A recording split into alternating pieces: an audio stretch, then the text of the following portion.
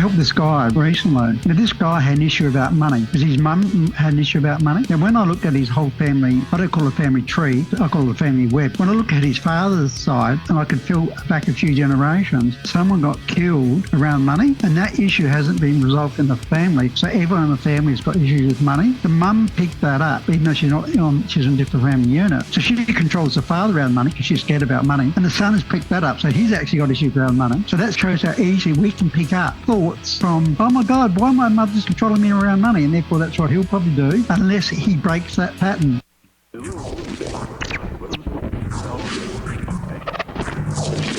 You're listening to the Boundless Authenticity Podcast, where we discuss everything related to the evolution of human consciousness.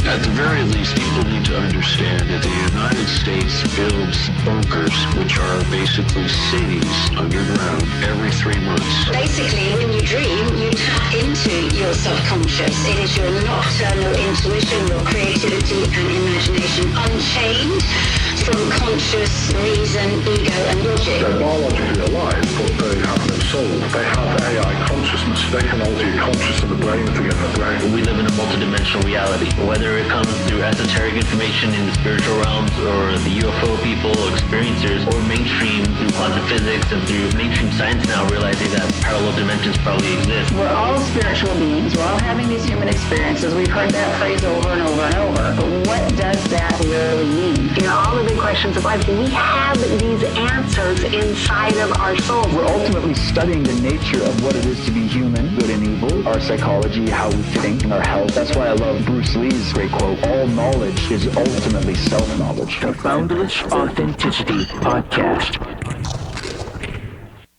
Are you living your life or just surviving it? After 30 years of working with clients across 50 countries, international author and teacher Paul Statton shares why the ultimate cure for survival mode isn't a product, a pill, or a guru. It's already wired inside of you. We break down the mechanics of natural self-healing, how to escape the subconscious loops of family trauma, and how to transition from merely surviving to expressing your authentic, multi-dimensional self. Paul challenges the $4 trillion wellness industry by handing the ultimate power back to the only person who can fix it, you. Connect with Paul at healerdream.com. Let's jump into the discussion.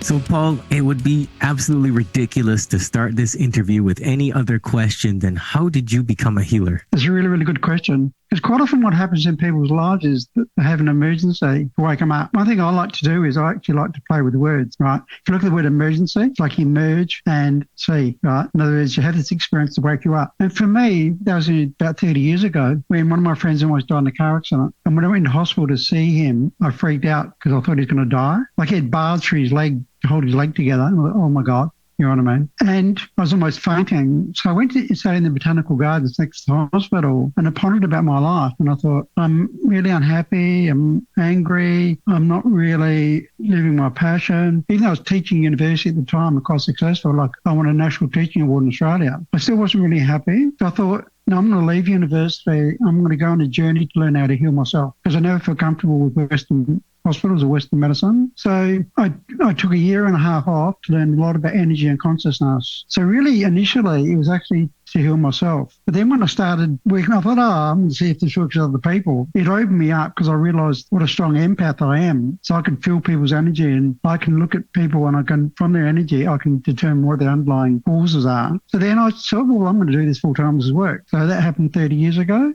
So since then, I've got an online school where I teach people a lot of courses about how to heal themselves and train healers. And I work with people from 50 different countries, helping people heal from anything. What are some of the most common things that you deal with? Great question. Because I feel that's important to know because there's a big myth in healing. If you learn a modality, you're a healer. No, you're not. Because I discovered that a lot of people that do Reiki or kinesiology or Bowen or hypnotherapy, whatever it is, people don't care what you do. People want to know, can you help them? Right. So therefore, and this is what I do when I train my healers, right, is you got to find out okay, how can you specifically help people? And what I've discovered is that your biggest struggle in your life and how you overcome it is how you help other people, because you can be compassionate with them. So my big issue was I had a narcissistic parent as a child, and I felt very disempowered, and I was people pleasing, and I had low self-worth because I kept getting told off that you're not a good person, whatever. And I wasn't being acknowledged for my magic because I was quite intuitive. So therefore, in answering your question, I tend to help people who have low self-worth because they've been affected by narcissists, right? And I can tell you there's a lot of people in the world who are affected by narcissists, right? And people who have low self-worth. Because even a lot of healers, Australian healers, a lot of healers have low self-worth because they don't fit into the world, which is quite ridiculous because they're quite magical and connect to people and feel energy, but they actually have self-worth issues, right? So that's why I can really help them, because I understand that because I went through it. Behind all of that in your journey, what were the main core beliefs that you had to shed to unlock your potential as a healer? Great question. Is when I was going through this struggle in the first part of my life, I kept looking for my worthiness outside of myself, which is what a lot of people do. They look for external validation, especially when you got self-worth issues. You think, oh my God, do people like me? Oh my God. Right. And I think this is a big myth. If you're looking for external validation, then you're always going to determine your worthiness by what do other people think about you, or what do you have, or do you have a lot of money, or you're in a good relationship, or do you have a house? If you haven't got them, then you suffer, right? So one of the core beliefs for me was stop looking for validation. I woke up one day, I had this big white, this light globe go on. I go, why am I looking for validation from unconscious people? That's been crazy, right? So my biggest belief change was look for my worthiness in who I am as a soul and why I've come to the planet. And I also do that with my client. That's the biggest change. I am worthy. I don't need other people to look at me and worry about how they judge me. I know that we are all special souls, and it's finding out what gifts you've got for the planet. And I feel when you do that, then you feel worthy knowing you've come here to help contribute to humanity. Now, would you call that a spiritual awakening? And if so, what were some of the biggest moments that you experienced? It's really interesting. People talk about spiritual healing, which I think isn't totally accurate, because our spirit doesn't need healing, right? Our spirit's connected to the universe, right? What needs healing is bringing our spirit to the planet, right? Because people say, I'm going spiritual now. I go, what? What does that mean?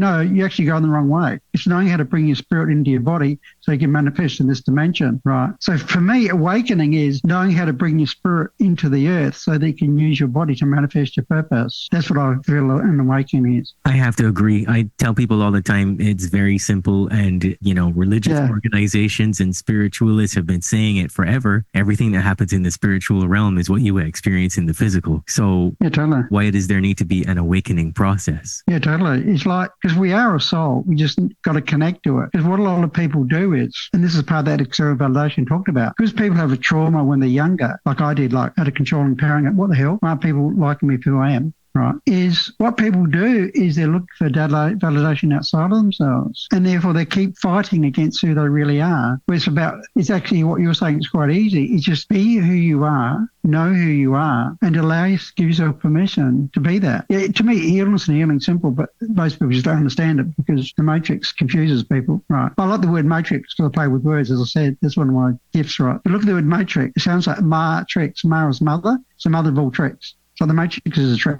Right? I'm just going to learn how that trick works, is what I've done when all my healing I went through for myself. Oh my God, this is what's really going on in the world, but we're not told that, right? And the Matrix likes to keep people in a cycle of transferring one identity over to the next. Totally. And it's all based on myth, right? And even if you look at this in relation to illness and healing, like Western medicine's about, how do we heal a physical symptom? Well, no symptom is just physical, right? So as an example, right, people go, the mental illness is caused by chemical imbalance in the brain. No, it's not. That might be a symptom, but it's not the cause. So therefore, what does the Western system do? It gives them drugs, right? But that's just feeding pharmaceutical companies. It's not actually helping them heal. And I know that because I've worked a lot with people with mental illness, right? Or people have got scoliosis, which is a curvature of the spine, right? Now, people go and get a rod put in their back, which is totally ridiculous, right? It's not understanding the cause of illness. And I know because I actually can help people get over scoliosis in one session by understanding the underlying cause of why they've got a curvature of the spine. And it's not a spine problem. A spine problem is a symptom, but it's actually dealing with a holistic cause of what has put your back out. And see, bodies are quite logical in terms of the message, right? This is what I like to help people do, is connect to their body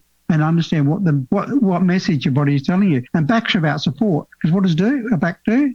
It It supports your body. So if you've got a back issue, I can guarantee you've got issues with being supported, which is supporting yourself, or you might not feel supported by your family or the system, whatever it is. And if you deal with the underlying issue, the symptom goes away. Because to me, your body's like a dashboard, right? If you look at a dashboard in a plane, what does it tell you? Well, if something's not going well in the plane, like the air pressure's down, the red light will come on, right? Okay, this is what your body does. If you're not connected to who you are, a red light comes on, which is sore throat, cancer, whatever it is, to help you wake up. So to me, healing's about connecting to the symptom, not covering up. Connecting to the symptom, learning from it, and then know what you need to let go of to reconnect to yourself. Now, do you think that people are conditioned to see self-reliance as dangerous, and that's why they don't tap into their innate wisdom? Well, I feel people are really confused about the world. Right. And they're not really quite sure how they fit into it. So the system is based on self-reliance in a way. But in a way, this is another myth, because one thing I help my clients understand is no illness is personal. People take it personal. Like for me when I was a child. Oh my God, why are these people treating me badly? Right. It's like they blame something. Right. If you look at the word blame, it's like be lame. You don't move, right, if you blame people, right? So to me, it's about not taking any illness personal, and it's understanding that we go through experiences to learn things to be of service, right? And it's interesting, if you look at illness to wellness, illness has got I in it, wellness has got we in it. Isn't that interesting? So you take the big picture perspective. And I'm going to give you a classic example of a client. This Indian girl, she got sold as a sex slave at 6 years old. Do you reckon that was pretty dramatic? I remember her looking at me in the face going, Paul, am I such a bad person? My mother wants to sell me. I'm sitting there going, oh my God. I mean, what would that feel like, right? And she was confused about the world, very angry, very sad. When I helped her understand, you're taking this personally, and that's what's causing her suffering. When I helped her understand that she'd chosen to come to the planet to help change that system, because let's face it, pedophilia and sexual abuse and sex trafficking has been a big issue in the world, right? So when she realised that she had actually gone through that experience so that she could be of service, in 1 hour, she went from shame, guilt, sad and anger to being inspired, knowing that she could go back to India and change the system. She got a law degree, but now she's back in India changing that system, and she feels inspired because she understands the experiences she had was not about her personally or not about her mother. It was about experiencing something that she could then understand and then she could help other people. Which is similar to me. She went, I took my suffering personally. Oh my God, why have I got a narcissistic parent? Why aren't I being loved for who I am? Why do I want to fit into the family? And I feel like Harry Potter, like living in a muggle's family, right? It's because it wasn't about me. It was about going through that experience. Because I can relate to people who have been affected by narcissists who don't fit into the world. So if I get kids coming to me and they're controlling parents, I'm like a bulldog and I never let the parent get away with it because I know what I felt like as a child having a controlling parent, right? So I feel it's really important to understand illness and healing, which most healers don't explain to people is it's not a personal thing. Stop taking it personal. If you take anything personally, you're going to suffer. It's about taking the bigger picture, divine perspective, which is related to your journey. So in a way, illness and healing is related to your journey on the planet. No, you've gone through that for a reason. It's okay. It's not a bad experience. It's training to be of service. So what are some common ways that you guide people to trust their own wisdom and their own body? Okay. So what I do, and that's I've got an online school and I've got some small courses, and including a self-healing course, right, is I teach people to learn slowly, like, okay, connect to your body and see if you can really understand what their message is, right? And when they do that, they suddenly go, oh my God, that worked and something changed, right? So it comes, how do you get better at anything? Well, you just keep doing it and experience it. So what I do is I give exercises to people to go and do, knowing how to connect to your body. Even like a simple exercise. You wake up in the morning and go, okay, what does your body really feel like right now? Do you feel any pain in your body? Oh, okay, my knee feels weird. It's not totally what it normally is. Okay, let me focus on my knee and feel the energy and what is it telling me, right? So it's learning how to feel energy. Because most people in the world are thinking, the trick of the matrix, right? Think a lot, which is very dangerous because where your thoughts coming from, probably from the system or your parents or whatever, right? It's about feeling and feeling your body. So I could do a lot of exercise around feeling, connect to your senses, right? your vision. So even get people to sit in nature as an example, right? And go, okay, I want you to just look around and use your vision. I want you to feel the energy around you. I want you to close your eyes and smell. I want you to close your eyes and just hear. So I get people connected to their senses, which I call as being sensible, right? So they can get out of their heads thinking, which is a dangerous place to be. And it's actually about feeling their bodies. And once they do that, then they change because they can feel the results from it happening. What are some areas that you see people struggle the most with? Okay, I feel self-worth is a big issue for a lot of people because which in other words is confidence, that they feel inadequate. And I think really why? Because a lot of people are trying to fit into the world and they don't know how to fit into the world. A bit like me, right? So I work with a lot of people who are quite magical, but they don't fit into the world. There's something wrong with me, which is what I had as a child, right? Why are people acknowledging me for my magic, right? And so I feel self-worth is a big issue, and therefore people look for external validation, which is a big issue for people. Right. I think the other big thing people struggle from is self-sabotage behaviours. I know that's something you work with. And probably a big one for a lot of people is addictions. We live in a very addictive society. And people have addictions as a self-protection mechanism to avoid looking at their underlying problem. And that could be, for instance, it could be smoking, right? And it could be food, or it could be sex, or it could be shopping. It could be thinking is a big addiction. Right. It could be busy is a big addiction. People are busy running around like a chook with his head cut off. Right. And I go, well, how can you connect yourself if you're busy all the time? So I only work 4 hours a day. That's why I've created a business to work for myself. I'm not a slave, right, to the system and go and working 50 hours a week to buy things I don't need. Now I work 4 hours a day. I go to the park. I ride my scooter. I have time to connect to myself and enjoy just being. Right. So I feel addictions is a big issue for a lot of people. And I had a problem with obesity when I was younger because when I couldn't deal with my narcissistic parent, I used to eat food because my mum was a good cook, right? It made me feel good in the short run, but then, of course, that's not a long-term resolution. So therefore, I understand a lot about obesity and diabetes, right? And therefore, I can help people with those, right? So I think addictions is a big issue for a lot of people. Yeah. I'm kind of like you with the self-sabotage thing. I need my client to look at it. Otherwise, nothing is going to happen. If you don't look at it, nothing is going to happen for you. That's the place where the healing starts and ends, to my opinion. And like you got to get them to feel it. Otherwise, you can't heal it either, so. Yeah, and you get them to go deep, right? As an example, right, like, and this is again relates to the body, right? Different parts of the body send us different messages. So as an example, right, if you're smoking a cigarette, well, that affects your lungs, right? Now, lungs is about grief because different parts of the body have different emotions. So if I know if someone is smoking, I know their underlying issue is grief, right? I'll give an example. I met a client recently whose kids were taken away from her because of some problem with her and the partner took the kids away from her, right? And you imagine that would be quite dramatic for a mother, and she's got a lot of grief, so she smokes heavily because she's got this grief that she hasn't dealt with yet. So for her to deal with that addiction, she's got to deal with understanding that experience, why her kids are taken away from her, what she can learn from that so that she's not taking it personally like we talked about before. So yeah, I agree. It's getting down to the underlying reason why people have got these self-sabotage behaviours. Yeah, I want to talk about the terminology authentic multidimensional self. Now, a lot of people just throw that on the internet like they're just hoping it'll stick. And it's this jargon. It's kind of like a list of side effects that you hear at the end of a pharmaceutical commercial now because it's everywhere, embodiment, integration, multidimensional. And what does that actually mean? And what does that mean for people's decision-making process and how they should set boundaries and how they should regulate and all these different things? I think it's a really, really good question, right? Because obviously what we do is a big trick of the matrix is separation, right? Even with the iPhone and all this, it's all about I and me. And when you separate, right, you create your own ego identity, which causes a big issue for a lot of people because then we take things personally, right? Why is this person doing this to me? Why don't I have a good job? Whatever it is, right? So people are into what I call ego consciousnness, right? Which is like human, but you're separated from the divine, right? And what I mean by the divine is the source or the universe, and some people call it God or whatever you call it, right? But let's call it the source of the universal energy, right? And to me, it's connecting to that, right? Now, a good example of this with healers.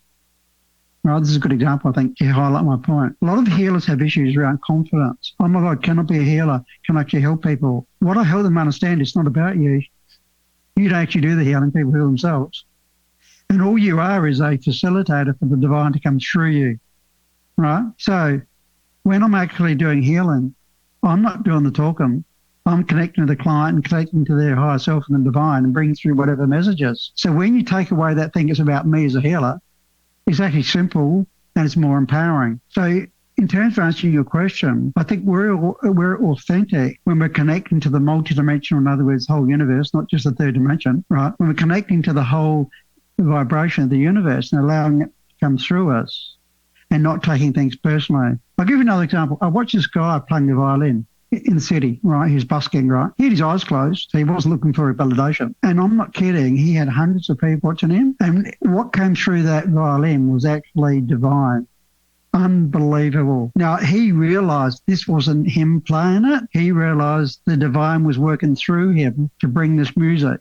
So when you have this perspective, to me, authentic is when you're being, I call it your soul essence, right? The reason you've come to the planet, his is obviously to play music. Mine's to help people know and heal, right? When you be that authentic, you're like a piece of the jigsaw. To me, it's like the universe is a big jigsaw and we're all parts of it. And if you be your part, well, the whole jigsaw is going to work, right? And not trying to fit into the world to do a job that you don't like or whatever, which I did for a long time, which never worked, right? It's understanding what is your purpose? Why did you choose to come to the planet? To actually help humanity shift, because we're going through a major shift in consciousness, right? So what is your role? In other words, how are you going to let the divine come through you so that you can help live your purpose? So I'm very good at healing. I can connect to people and I can actually determine their causes and their underlying symptoms instantly, right? How many doctors can do that? Not many that I know. But if you've got me on a stage singing, you won't get me there on a karaoke night because I can't sing. That's not my ability, right? Michael Jackson, he could sing and dance.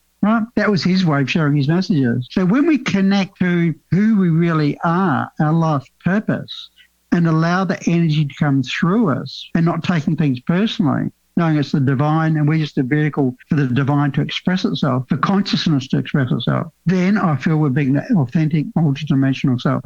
Now, you've worked with a lot of people from 50 different countries, I believe it is, you said. Yeah. Are there any universal survival patterns that you see across cultures? Absolutely. And I think one of them a lot is, I do a lot with people with family trauma, as an example, right? Because quite often a lot of our thought patterns and beliefs come from families, right? And we're locked into certain beliefs from our families, especially in particular cultures. Right. And some of those cultures, as we know in the world, are quite, they suppress women, as an example. Right. And so I feel one of the biggest sabotage is that people are locked into certain beliefs from their culture and then from their family, right, which really restricts them. Right. And I think that's quite common, that their beliefs might be different, but they're locked into that culture, they're locked into their beliefs. Right. A good example, like I've got an Indian friend of mine. An Indian there's certain beliefs they got about women. Right. Now, she's 31 years old. She's an osteopath. She's an amazing healer. Right. Now, she's got big issues with her dad and her brothers, right? Because she wants to be a businesswoman, right? Whereas her family say, why aren't you married with 2 kids, right? And her brothers want her to buy a house for them, for her not even to live in it, because they think, well, you're going to get married, so you don't need a house,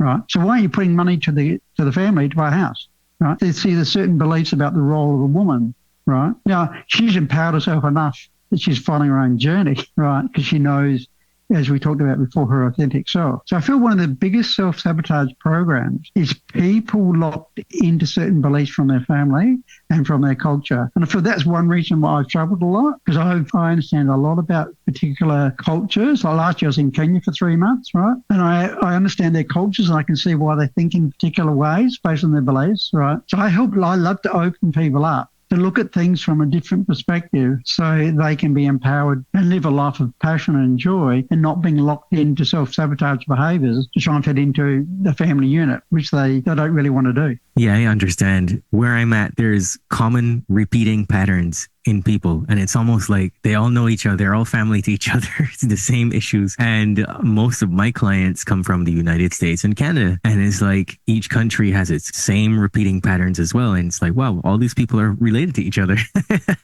Oh, totally. Yeah, like it's amazing. It's amazing. Like I helped this guy right recently because we do a family consult and we look at all these. And what we do is we do birth charts for each of the family, including grandparents and some grandparents and uncles and aunts, based on the 5 elements of the date of birth. And from that, I can look at the patterns of behaviour from their family. Now, this guy had an issue about money because his mum had an issue about money, right? And when I looked at his whole family, I don't call it a family tree because I call it a family web because it's more of a web of control. When I look at his father's side, it's very Scottish, and I could feel back a few generations, someone got killed around money, and that issue hasn't been resolved in the family. So everyone in the family has got issues with money. The mum picked that up, even though she's not she's in a different family unit. So she controls the father around money because she's scared about money, right? And the son has picked that up, so he's actually got issues around money, right? So that's how it shows how easy we can pick up thoughts from, oh my God, why my mother's controlling me around money? And therefore that's what he'll probably do unless he breaks that pattern, right? So I help people understand, no, this is just a pattern you picked up from the family. And you probably experienced it for a reason so you can help other people. You know, what we talked about before, it's not a personal thing. But if people understand,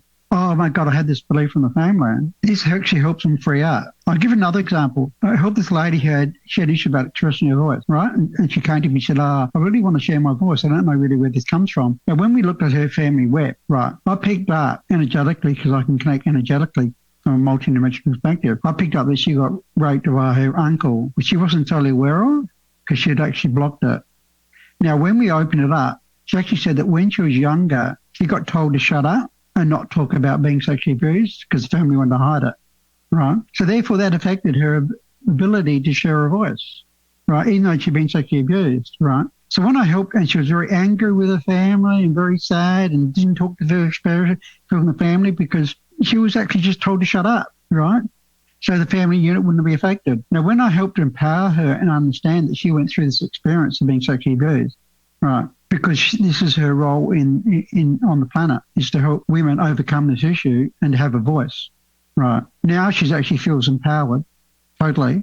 She's not angry or sad to her family, right? But it's really easy, even her mother's changed, because as she's changed, her mother's actually coming to her now asking about, what are you going through and stuff.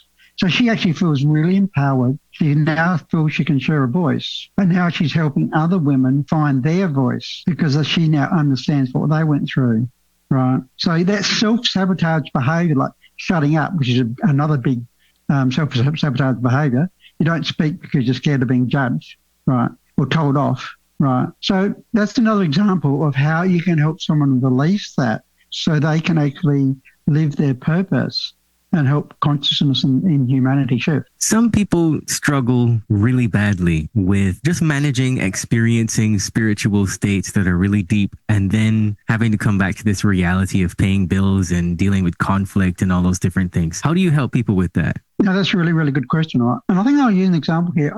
I worked in Peru for 4 years with the shamans there. They work with plant medicines, right? Now, the plant medicines open people up a lot, right? Especially ayahuasca, which is illegal around the world because it works and pharmaceutical companies won't allow people to use it, right? But it opens people's pineal gland so they see a lot. That's quite scary for some people. But generally people heal a lot because they're in a little retreat here for a week, 2 weeks or something, and they're around other people who support them. So they feel really amazing. But the important question is what are you going to do when you go back into, not the real world, but go back into the matrix? Right? That's a really, really good point. So people got to really heal at a deep level so they really clear the issue. And they've got to have ways in which they can then support themselves. And that's like finding like-minded people as an example. Right. So for me as an example, I do a lot of networking with like-minded healers and stuff around the world, right? And so you feel supported because there's other people who understand you, right? So I feel it's finding other people that understand you, that at the same level of consciousness and knowing you're not crazy. Because the fear a lot of people have is the fear of being crazy, right? Oh, you're not fitting into the world, you must be crazy. Right? No, you're crazy if you're trying to fit into the world, right? Because a big thought I had one day is, I'm not here to fit into the world. Wow, that's so relieving. No, I'm here to help change the world. And when I had that thought is, well, I don't care what people think. You do posts on Facebook and they call you the devil or whatever. I don't care because I know my purpose and I know I'm here. And some people aren't going to like you and that's okay. I want to talk about your course about listening to your body. Tell us what it's called, where they can find it and how it helps. Okay, so what I'll do is I'll give you that link and I'll put the link underneath this video. It's called Self-Healing Course. Now, what it does is it teaches people a lot about how to connect with their bodies and pick up the messages. Because as I said, any symptom in your body is a reflection of a blocked in consciousness. And different parts of the body mean different things. I'm a man of simplicity. I know the Magic Club's complexity, but I'm in simplicity. You can make things simple. And it's 4 simple steps that I teach people, right? I actually teach this process to healers so they can actually use it on other people. And healers now are doing amazing healing on people with people, right, with this process. Now, I call the acronym CURE, CURE. C stands for connect. You connect the symptom with all your energy, you visualize it, you feel it, you touch it. Then you really connect to that energy. And I get people to go, okay, when did the energy first appear? Right. So I give an example. This happened in class. It was really interesting. Like this lady was coughing. So I thought, oh, okay, let's go through this healing process, right? So she had this really sore throat. She was coughing a lot. So I got her to really feel it. I get her to call it something, call it a name, because then you're disidentifying with it. It's not actually you. It's just a block you're holding on to, right? And she chose to call it pie. And it's really interesting she called it that because people relate to experiences through their association of the experience. Now, she just called it pie. Now, to help her understand, I go, okay, when did this energy first enter your body? That's when the trauma happened, right? You have a trauma when you had that have the limiting beliefs, right? She went back to being 4 years old and her grandmother was making pies in the kitchen. That's why she called it pie, right? She didn't know at the time. Now, when I got to go through that experience, I said, tell me what happened, why you got this block around your throat. And she said, I was singing and my grandmother kept telling me to shut up because she said, I'm busy making pies. Can you shut up? Now, she interpreted this experience as people don't want to listen to me and I can't share my voice. That's why she had a block in the throat. So the you in cure, you is understanding the experience. So, since you understood that experience was because I think people don't listen to my voice. And that's a limiting belief, which is going to block your energy in your body, right? Every symptom is caused by a block of a thought pattern. Now, therefore, once you release that, which is the R, once you understand the message, well, you release it, right? And therefore, you release the energy from your body by breathing out and sending the energy off somewhere else, back to creation or wherever it wants to go. So you release the energy, right? She was doing this in class, right?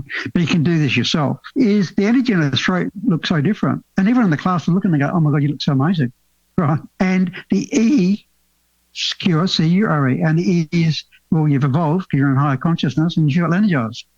Right? So that cure process is in my self-healing course, which I teach people how to do that. And at the moment, I've got a special offer where people, if they do the self-healing course, I give them a free healing session with it to help them know how to apply that process. See, because I'm not a healer that want people to come to me for 4 years like a psychotherapist, right? Because if I need someone to come into me for 4 years, twice a week, well, I'm not doing anything to them. That's why they're called shrinks, because they shrink your bank balance, right? As well as probably shrinking your consciousness. So I like to help people, and I feel this is part of my role in the planet, is helping people know how to heal themselves. So that I don't go to doctors. I've been a doctor for 20 years, right? No pill will heal you. And I help people to avoid surgery. Right. So that self-healing course is so empowering. I mean, how would your person's life change if you don't need to take pills, don't need to go to doctors, don't need to undergo unnecessary surgery, and know that if something happens in your life, you can actually clear the energy, right, and be okay. Now, I applied this process to myself 2 years ago. I actually had a heart attack, right? And it's really interesting. I rang up my girlfriend. I said, I think I may have a heart attack because I was in a place that no one was around me. Right? And you know what she said? Paul, you'll heal yourself. It's okay. I thought I was looking for sympathy. Oh my God, she gave me nothing. No, Paul, you know how to heal it. It's okay. Rings back when you're okay. Okay, she's totally right. Now, what it felt like I had 50 people standing in my chest that could hardly breathe. I really thought I was dying. I thought, well, no, I'm not. I'm just connecting my heart and get the message, right? And what the message was, this is actually after doing a marketing course. It happened that night. And then I asked my heart, I said, why am I getting this message? And the heart said, you're dying if you keep doing this marketing course because it's not working for you. So you got to pull out. Okay. That's the message. I did pull out of the course, right? And so, okay, universe, thanks for that message. And you know what happened? Suddenly this white light went through my whole body and all the pain went away. This has happened in 10 minutes. So I go, oh my God, that's cool. Yeah, Paul, you can do this yourself, right? I think you're sort of teaching me that I can do it myself as well, not just teaching other people to do it. So I held myself from, can you know what my body said to me? Paul, if you go to hospital, the body said to you, I'm going to kill you. Oh, okay. So, yeah. No, I didn't go to hospital. I just healed myself from a heart attack. So it's possible to heal yourself from anything that with those 4 steps. I mean, how empowering is that for people? When you train other healers, what ethical and energetic and practical boundaries do you instill in them so that they empower rather than create dependency? That's a really, really good point. Because as I've sort of indicated, I'm not creating dependency, right? I got this comment, I don't know if you heard of a guy called Edward de Bono. Have you heard of Edward de Bono? He's a famous guy. He wrote a book called Natural Thinking, right? And I heard this guy live. He's amazing. And I love one of his comments he said. It really stuck in my mind. You know, when you go to a talk and you hear this, oh my God, stuck in mind. He said, you're successful in a job when you make yourself redundant. I thought, that's such a powerful comment. At the time I was teaching at university, you know what I did? I made myself redundant by helping students know how to work together. So rather than having a tutor talking to 15 students, we'd get the students to break up into groups and help each other.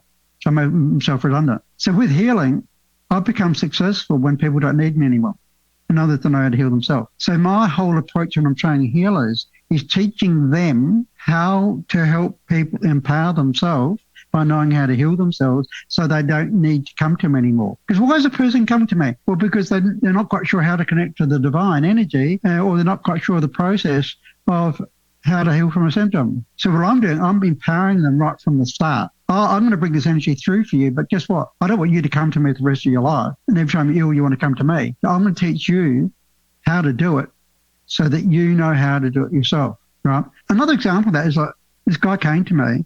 He's a client of mine and his friend suicided, right? Now, that was quite dramatic for him. And he said, well, can you talk to my mate for me? Right? And I said, yeah, because I can connect to people from a higher dimension, right? People across over. But I said, I'm going to teach you how to connect to him. So I did that. I taught him how to connect to him, and now he talks to him regularly, right? I feel it's really important that you don't have that dependency, right, between the client and the facilitator, it's all about empowerment. Now, the other interesting thing is you talk about boundaries, and I feel this is another myth, because a lot of people talk about, as healers, you've got to put a white light around yourself to protect yourself. I think this is myth. Because if I want to connect to a client, why do I want to put a wall around myself to protect myself from the client? Now, one thing when I'm training healers is most healers are empaths, right? We've got to have that ability, right? We have different abilities so we can live our purpose, right? As I said, I don't have a voice, so I'm not a singer, right? That's not my ability. I don't need it. It's not my purpose in life. I might sing in the shower, that's all. So all healers will be empaths, which are very sensitive. People say you're oversensitive. No, you can't be oversensitive. Right. But you've got to learn how to use your abilities. So what I teach people is how to be in their own power. Because if you're in your own power, right, with your own energy, then you don't get affected by people. Because I had people who come to me with dramatic stuff, like that girl who's sold as a sex slave. Like I could feel her energy, like how much shame and stuff she felt. But I didn't take it on. I could feel it, but not take it on. Then I could help her. Because if I'm actually affected by her, right, it's probably going to stop me being able to help her, allowing the divine to come through. So I teach healers a lot about how to empower themselves. Just into it's not having boundaries. I don't call it boundaries. I just call it knowing how to be your higher energy. Because if you're in that high energy, you don't get affected by low energy. Even though you might be able to feel it, you don't take it on. So I'm against boundaries. Well, I mean, when you start with a premise that is rooted in fear in its most basic form, then you started wrong, right? Well, of course, as you know, fear is the big trick of the matrix, right? Why? Because if people are in fear, people give their power away, right? Have a look at what happened in COVID, the COVID scam, right? Is people all this fear, oh my God, am I going to die or whatever, right? As soon as people have fear, they can be controlled. So the easiest way to control people, which is part of the trick of the matrix, right, is if you're in fear, same as what happened with 9/11, no difference, right, is what happens is if you put people in fear, right, then you can control them. So obviously you've got to move through your fears, knowing that they're not true. You know, that famous acronym of FEAR, F-E-A-R, false evidence appearing real. That's what fear stands for. False evidence appearing real, right? Is knowing that all fear is an illusion, and it's interesting the word ill is an illusion, is understanding, no, to have the courage to be who you are, right? And knowing that if you connect to yourself, because I also do help people with anxiety, right? Especially with what's going on in the world, people have a lot of anxiety about change. But what is anxiety? Anxiety is about, oh my God, I'm scared, I can't handle life in the future. But I say, if you're actually connected to who you are and really understand your purpose, then why do you need to be scared? See, I'm not scared of dying tomorrow. Because there's things I've got to do in the universe, there's things I've got to do here, right? I know the universe will support me, right? So I don't have a fear of dying tomorrow, right? Or if the universe said it's time, well, that's okay. I'll just move on to the next game in the universe, right? So I feel I do actually help a lot of people with fear because I know that's an underlying emotion a lot of people have, which come from the matrix, it might come from their family, like that girl who had fear about expressing her voice, right, is helping people understand it from a divine perspective that, no, connect to your authentic real self, divine self. And if you are, then you have the abilities to be able to handle life. Because part of my legacy I want to leave is helping people know how to master life. That's why I've created an online school called Academy for Life Mastery. Because most people don't know how to master life, which means, oh my God, how do I handle life? See, most people have an experience which they can't handle. And they, oh my God, is that about experience? No. How do you connect to the experience, understand the experience, learn from it, and move on? Like I did, that lady got sold as a sex slave. So I love to help people know how to master life. And I'm creating an online school which is going to enable people within 4 or 5 years, rather than go to school and learn about control and all that sort of shit that goes on at school, right, is teach them, go online and learn how to master life, how to keep the energy, how to connect the body, understand life experiences, understand why you're here. That's going to empower them so they're going to have less fear and know, I don't have to be scared of the matrix because I'm here to live in the matrix. I'm here to change it. It's okay. I got to ask you an important question, though. Do you think there's such a thing as an NPC? Yeah, because in a way, right, you know when the movies about zombies came out? Remember that? All these movies about zombies? I said that's most people in life. That's why that movie came out. Because most people are, in a way, they're non-playable because they're just totally controlled by the matrix. They're not being their authentic selves, and all their thoughts come from the matrix, and they follow a certain ritual. They get up, go to work 9 to 5 every day, right, in a job they don't like. They go and drink on a Friday night because you can get drunk because they don't know how to deal with life. And to buy things they don't need, they're caught up in this sort of illusionary reality, right, well, to me, they're not non-players. They're like zombies. I think that's why the zombie movies came out. That's a lot of the population, right? And therefore, part of my role is to help people if they're ready. People are not ready, I don't worry about them because they could just want to be a zombie for a while. Is if people are ready to shift, well, I'll help them know. And generally, people are ready to shift when they have enough pain, right? Like me. Why did I shift? Because I saw my friend almost die in a car accident. That shifted me, right? So we're not. Life is not like Snow White, where a prince comes and wakes you up with a kiss. Life wakes you up by having an emergency, emerge and say, like a big experience. Oh, people might say it's a bad experience. No, it's waking you up. I like the comment from Eckhart Tolle. And Eckhart Tolle's, I really love Eckhart Tolle. Right?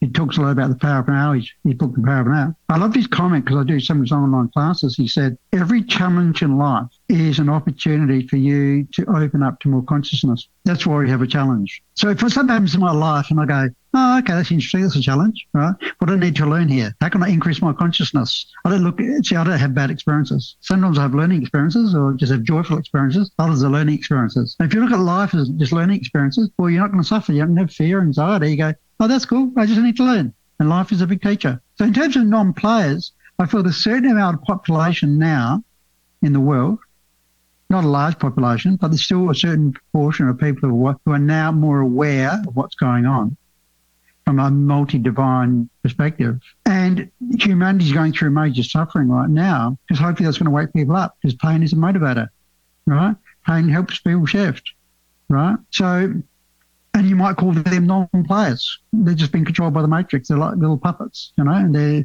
just doing what the world tells them. But there's enough people in the world, right, that have actually reached that consciousness state. And therefore, that's why the healing industry is the second fastest growing industry in the world, right? By the end of this year, it'll be the biggest industry in the world. That's why it's a good chance if you want to be a healer, come do my healer training and get out there in the world to help other people. I mean, to me, what else would I want to do?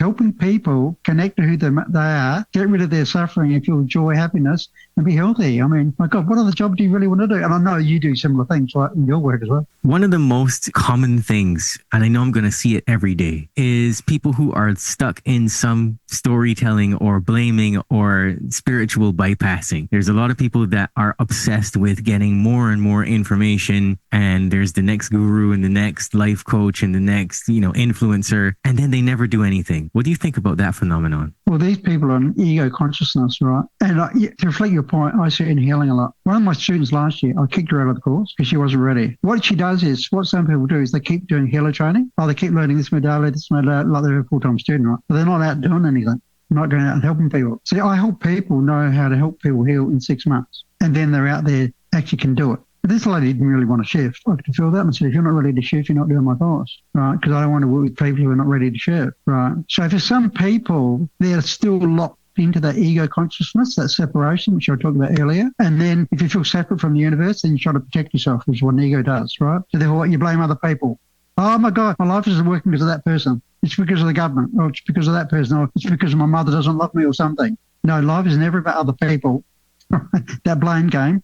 Be lame, you don't move, right? No, you've got to connect to that divine consciousness, which to me is part of the healing process. You've got to shift out of the ego consciousness to connect into the bigger picture, which I talked about today. Because if you come from ego consciousness, you're going to suffer. This is about me. Oh my God, what's happened to me? Well, if you look at things from a divine perspective, you go, oh, okay, I had that experience. It might have been unpleasant, but that maybe I've learned something from that, right? I remember watching this lady on a 60 Minutes program. It was really powerful. She was involved in, there's a volcano erupted in New Zealand, a little island in New Zealand. Right? Now, a lot of people got killed from that. She was on the boat, right, that was very close to the volcano. A lot of people in that boat got killed, including her dad and her sister. She got severe burns. Right. On the 60 Minutes show, she talked a lot about what she learned from that experience and a lot about understanding her life purpose. She didn't say it was a bad experience. She thought it was like a life-changing experience. Like Eckhart Tolle said, like it was a challenge for her to open up to new consciousness. It was an amazing story to hear. Rather than what you all said before, is people get into this narrative. They create this little story in their head that my life ever works because men never treat me well or something. They create this little narrative in their head, right? This story, rather than opening up to the divine and looking things from a different perspective, rather than being caught in a particular narrative, right, which might cause you suffering. Open your mind. That to do healing, you really got to open up your mind to look at things from a different perspective. Yeah, I got a few clients. Maybe I should send them to you so you can fire them too. Cool, absolutely. Yeah. As long as people are ready to shift, if people aren't ready to shift and I feel that energy go. I had this guy come to me once. It's interesting. I felt his energy. I thought, I don't think you're really ready to hear. I said, why are you here? And he said, oh, my girlfriend's a client of yours and I don't believe this works. So I'm here to prove it doesn't work.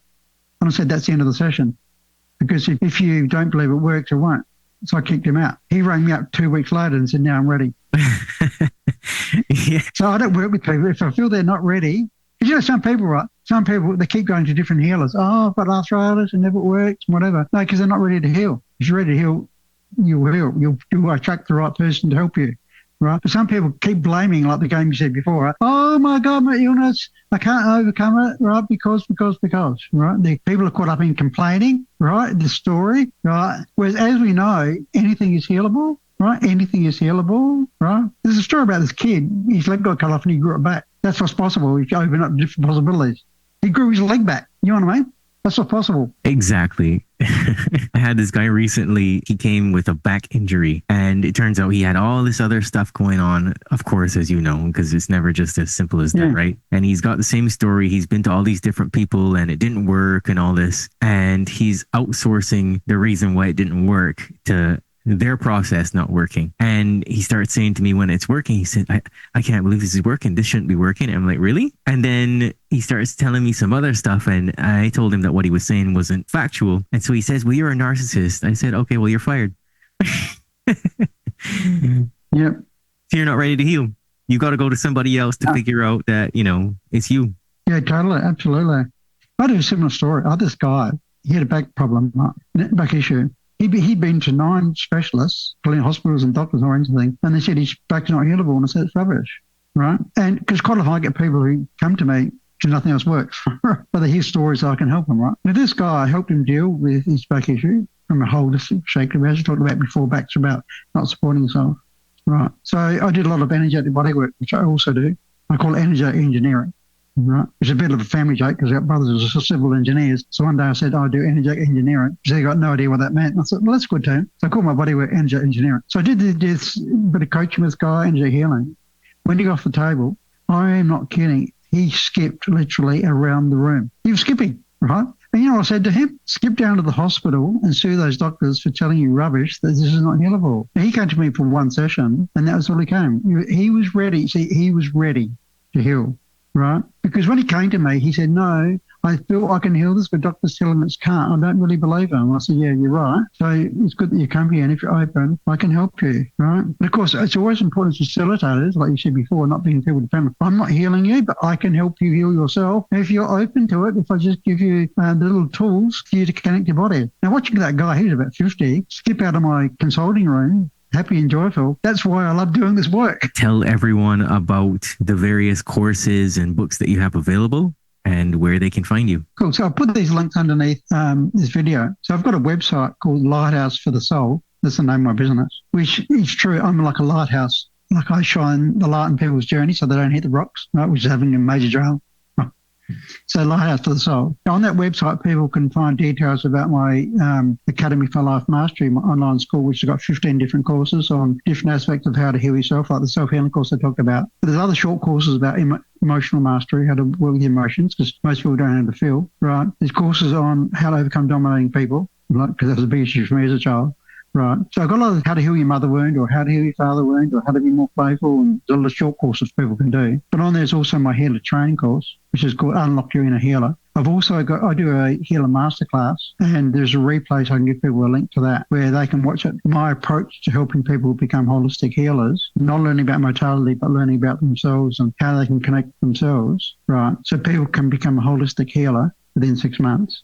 Right, so I can give people a replay to that. And once I watch replay, they can book a conversation with me, right? Free chat, and we can see how I can help them, right? They're interested in doing my training, right? I've been an author of 8 books, right? I like writing. I like playing with words, right? And my latest book last year is called Life Mastery, right? Which talked a lot about understanding life and understanding illness and healing and that sort of stuff. So that's a sort of summary of that. So I'll put a link to underneath this video so people can buy that book as well, right, if they want to buy that. So that's a good place to start. Because then people who've read that book go, oh my God, this changed my whole life. I just had a lady who's about doing my healer training, and she read that book and she said, oh my God, it's just totally opened my eyes to new things. I actually like writing. It's good fun, right? It's good like writing words. There's a word I want to share, mission. If you look at the word mission, people living their mission. Mission, if you break it up, sounds like me shine. Mission. So that you shining your light, which is allowing the divine to come through, right? Not just being ego consciousness, but allowing the divine come through, as we've talked about in today's conversation. So I love the word mission, right? And give yourself permission. Allow yourself to shine. It's permission. So I like to leave people with 6 words. And these are 6 words which reflect my philosophy. The 6 words are know yourself, be yourself, share yourself. That's life. Know yourself, know who you are. Like the journey I went on. Oh, okay, who am I really and why am I here on the planet? Your life purpose, right? Not being a job. Because I help a lot of women get out of corporate world, right, which is affected by narcissists everywhere, right? To actually be who they really want to be.